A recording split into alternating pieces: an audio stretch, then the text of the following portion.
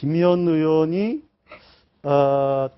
저희가 김현 의원이 국회에서 김기춘 실장을 다그치는 영상을 준비를 했는데요.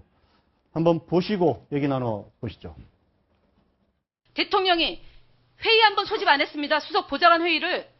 그것이 잘했다고 지금 실장님이 그렇게 얘기하시는 겁니까? 대통령께서는 정치적 책임을 통감하신다고 말씀하고 국민에게 사과를 했습니다. 민형사상 책임을 지우겠다고 얘기하셨습니다. 비서실장도 책임 안에 계신 거죠.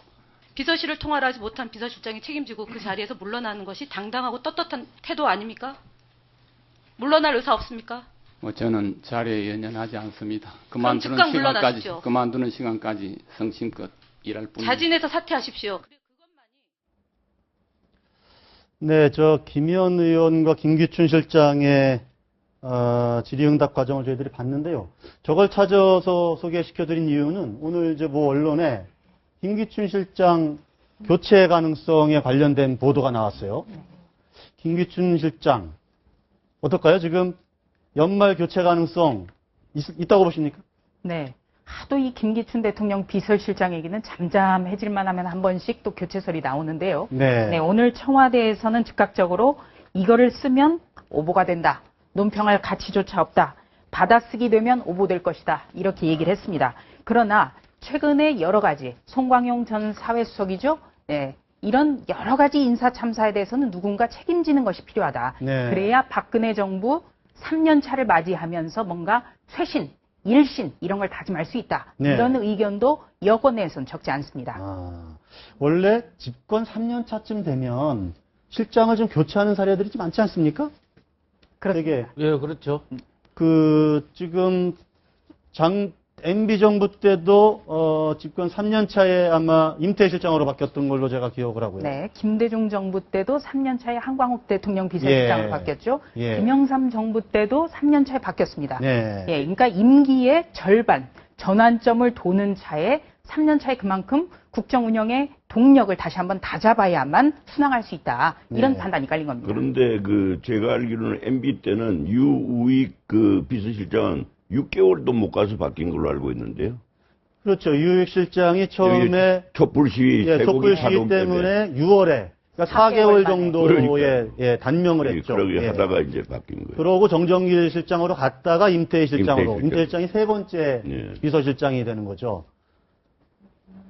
노무현 대통령 시절에는 현재 지금 문희상 비대위원장. 초대 비서실장. 그렇죠. 초대 비서실장을 했고 문재인 의원이 마지막 비서실장을 했던 거죠. 거죠. 민정수석하고 나중에 갔다가 비서실장으로 왔죠. 네.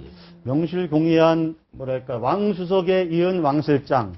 이거는 사실은 이제 문재인 의원이 그런 얘기를 당시에 들었던 거죠. 네. 그만큼 노무현 정부 때 같은 경우에는 어떤 2년차 때 행정 수도를 이전하려는 강행 의지를 밝히면서 굉장히 지지율이 반토막이 났고요. 굉장히 어려운 시기였습니다. 그렇기 때문에 최측근, 부산 시절부터 믿을 수 있는 사람에게 대통령 비서실장을 맡길 수밖에 없는 어떤 그런 구조적인 문제점이 있었습니다. 김대중 정부 때는 김중건 실장, 초대 실장, 동진정책 좀 사실은 의회의 발탁이었죠. 그렇죠. 아주 의회의 발탁이었죠.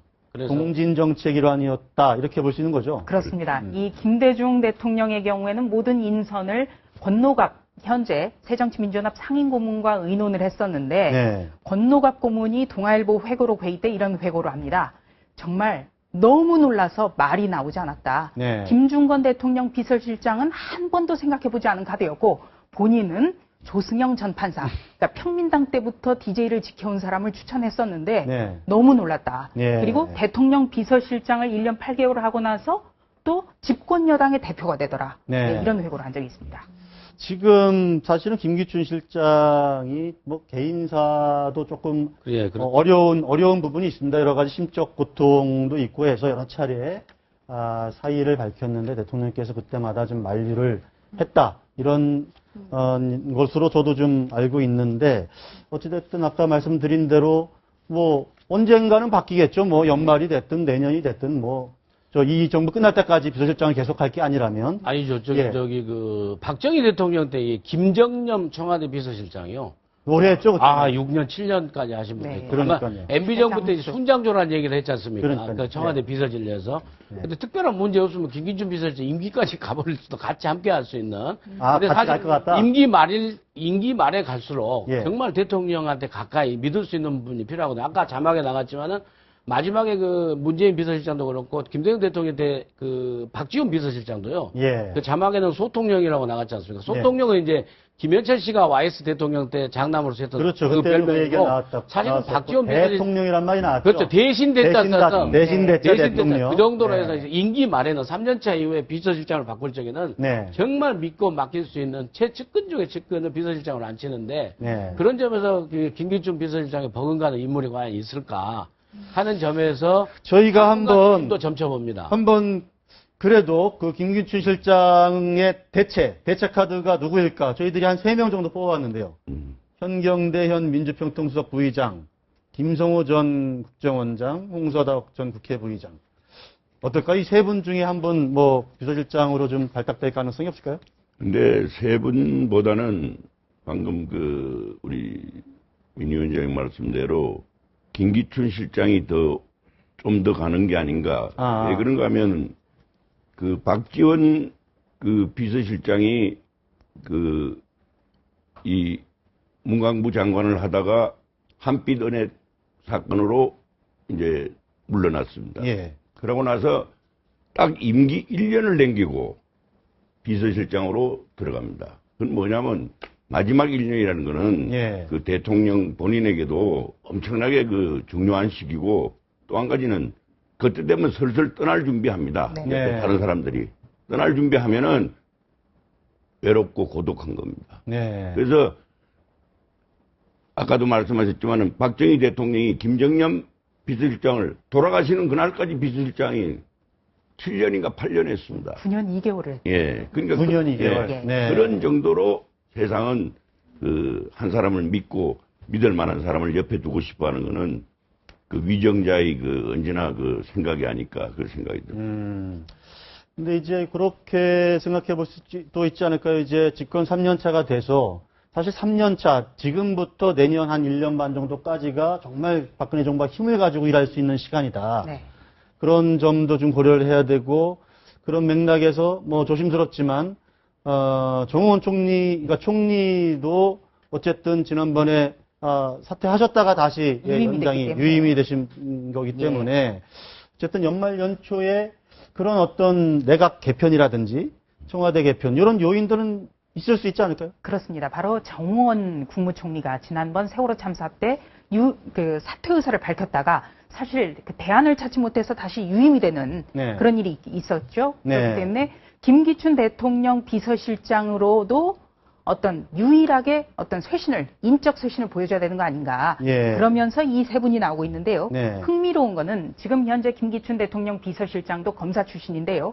바로 이 현경대 전 의원 그리고 김성호 전 법무부 장관도 또 검사 출신입니다. 네. 그리고 현경대 전 의원과 김성호 전 법무부 장관은 정수장학회 장학금을 받았던 사람들의 모임이죠. 바로 상청회 회장을 네. 지냈거나 지금 현직 회장이거나 네. 그런 공통점도 있습니다. 네. 그리고 홍사덕 전 의원의 경우에는 김기춘 현재 실장과 더불어서 친박 중진으로 평가가 되는 분입니다. 네. 그래서 저분들 중에 이제 가운데 계신 김성호 전 법무부 장관 같은 경우에는 노무현 정부 때 법무부 장관을 하시고 그렇죠. MB 정부 때는 국정원장을 하셨어요. 그렇죠. 사실은 그래서 저번에 총리 네. 하마평에 있을 때 많이 올라오긴 했었죠. 총리 네. 후보군에 사실은 올라왔던 네. 분이에요. 능력으로 보면은 차고 넘치는 분이죠, 사실은. 네. 제가 알기로는 실질적으로 검증동의서에 또 서명도 했습니다. 그러니까 네. 예. 그래서 총리 후보군이기 때문에 비서실장 비밀 아닙니까, 그건? 사실은 또 이제 들리는 얘기로는요. 후담으로는 김기춘 비서실장도 초기에 네. 초대 국무총리를 은근히 생각하신 걸로 저는 일부 얘기를 들었거든요. 그러니까 이제 박근혜 정부에 있어서는 비서실장이나 이 국무총리나 거의 같은 급인 것 같습니다. 예. 여러 가지 전국이 뭐랄까요. 이제 청와대 탓도 많이 하고 언론 탓도 많이 하고 여당 탓, 야당 탓 많이 하는데 잠시 좀 쉬어가는 코너로 저희가 이걸 한번 준비해봤습니다. 촌철살인의 언론 패러디. 제가 조갑제닷컴에 제가 한번 들어가 봤는데요. 거기에서 눈에 확 띄는 글을 봤어요. 화산 폭발을 막지 못한 박근혜 정부, 무능의 극치, 국민이 심판해야. 이렇게 조갑제작감이 시커멓게 돼 있는 거예요. 그래서, 이게 뭐지? 하고 봤더니, 이제 우리나라에서 만약에 화산이 폭발을 하면, 우리 언론들은 이렇게 공격을 할 거다. 박근혜 정부, 무능의 극치, 국민이 심판해야 이렇게 공격을 할 거다. 뭐 이런, 촌철살인을 해 놓으면서, 그 밑에다가 어느 지인이 보내준, 유머를 붙여놓으셨어요. 그래서 저희들이 이거 좀 너무 좀 재미있고, 잠시 쉬어가면서 뭐 여러, 언론도 좀 생각해 볼 대목들이 좀 있을 것 같아서, 가져와 봤는데요. 우리 임 변호사님 재밌어 할 것 같은데. 답이 뭘 것 같아요? 예수, 죄 없는 자, 저 여인에게 돌을 던져라. 너무 어려운데요? 이게 한번 보실까요? 예수, 내충보 옹호발언 파장, 잔인한 예수, 연약한 여인에게 돌 던지라고 사주. 이렇게, 일부 언론들은 쓸 거다. 좀 이런 취지고요. 두 번째도 한번 보겠습니다. 우리 임 변호사께서 한번 읽어줘 보시죠. 네. 석가의 천상천하 유아 독준에 대해서는 오만과 독선의 극치, 국민들이 끝장내야. 모든 말에 다 비판이 가능하네요. 네.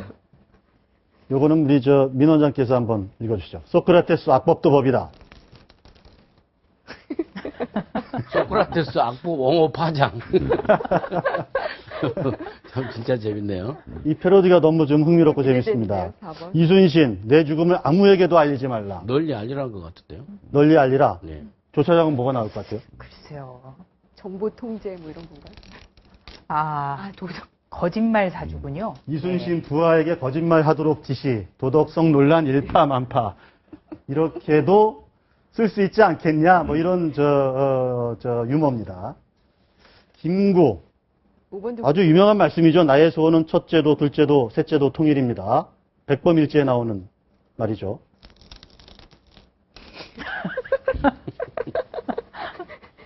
김구 눈이 멀어 민생과 경제를 내팽개쳐. 자, 서양으로 넘어가 보죠. 스피노자. 내일 지구가 멸망하도 나는 오늘 한 그루의 사과나무를 심겠다. 스피노자, 지구 멸망 악담, 전 세계가 경악 분노. 됐습니다. 빨리 좀 보겠습니다. 최영 장군, 고려 말에 이성계에게 척살당했죠. 최영 장군. 황금 보기를 돌같이 하라. 최영, 돌을 황금으로 속여 팔아 거액 챙긴 우요. 이렇게도 비꼬을 수 있다. 마지막 보겠습니다. 니체, 신은 죽었다. 이거의 정답은 한번 생각해 보시죠. 신은 죽었다. 한번 보겠습니다. 자, 현 정권 신이 죽도록 뭐 했나? 자, 지금 사실은 언론에 대한 국민들의 시각도 썩 곱지든 않다는 건 저희들 언론계에 몸담고 있지만 잘 알고 있습니다. 저희들이 일단 팩트에 기반해서 여러 가지 취재를 해서 그리고 비판 의식을 가지고 그러고 기사를 쓰기 위해서 열심히 노력하고 있다는 거 우리 시청자분들께서도 많이 알아주셨으면 고맙겠습니다. 자, 우리 이 촌평 어떠세요? 촌철살인. 좋은데, 좋아요.